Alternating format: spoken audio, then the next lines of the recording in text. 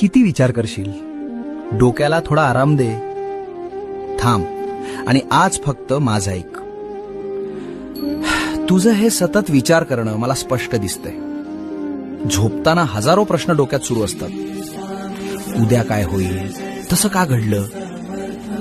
स्वतःच्याच विचारांच्या जाळ्यात तू असा अडकलायस की आता तुलाच गुदमरल्यासारखं वाटतंय. शरीर थांबलेलं असतं, पण तुझा मेंदू रात्रंदिवस धावतोय.